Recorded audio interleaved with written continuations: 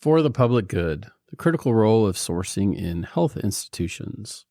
So we here at Civic Initiatives are keenly interested in the nexus point between public health needs and public procurement best practices. Interesting trivia fact, the first project we ever did at Civic, the first real project, was for the Texas Department of State Health Services in late 2010. Since then, in addition to our state and local work, we've had the opportunity to work for multiple health and human service-oriented agencies across the country. And next week, we'll take that experience into our first ever trade show, focused exclusively on supply chain excellence in healthcare with AHRMM, which is the leading professional membership group for the healthcare supply chain. So what are some of the areas of common ground that we think public procurement professionals like we have at Civic have with supply chain managers for healthcare institutions? Well, 6 things stood out to me, so let's go through them. So first, creating proactive procurement organizations. So I posted an infographic on Wednesday where the Open Contracting Partnership had further quoted the World Health Organization in a report on health system financing that found that 4 of what they felt were the top 10 key inefficiencies in the health sector were procurement related. So all procurement and sourcing, if not designed for proactive management, will come under pressure from the constant demand for goods and services with quality outcomes and doing that within a regulatory framework. There are lessons learned on how to create operational frameworks for procurement and set expectations on what can be done at quality and where the trade-offs are going to harm quality if we can't meet those levels.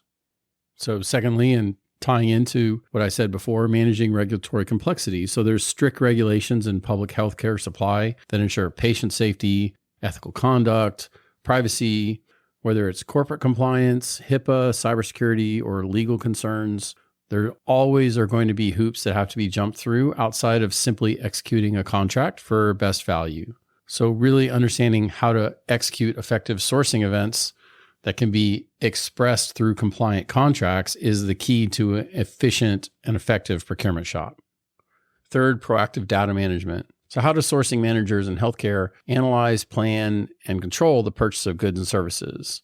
Item masters are standard infrastructure and healthcare operations, which is a fancy phrase for the centralized database that tracks everything from item descriptions, vendor detail, pricing, contract terms. But without a repeatable management strategy to keep that information up to date and optimized, an outdated item master can lead to errors in order processing, contract compliance, and create unnecessary spending. Discrepancies can stack up, and then you overpay for supplies and lose the analysis capacity that comes from good data. So a well-run system of record isn't just a nice to have, it's a must to keep the supply chain running smoothly. Fourth, category management and strategic sourcing. Given the diverse range of medical products and supplies, varying from pharmaceuticals to specialized equipment, we need tailored sourcing strategies that meet strict quality, safety, and compliance standards. Additionally, aligning our multiple stakeholders with differing priorities complicates decision-making. So clear category definitions based on repeatable taxonomy is core to proactive spend management.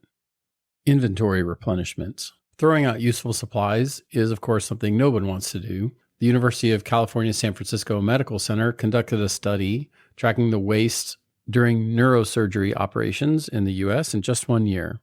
The discarded supplies topped 2.9 million. Implementing methods and systems to establish appropriate inventory levels and establish contract relationships that ensure the correct supply levels without waste or over-purchasing are key to cost management. And then finally, of course, crisis management and supply chain resilience.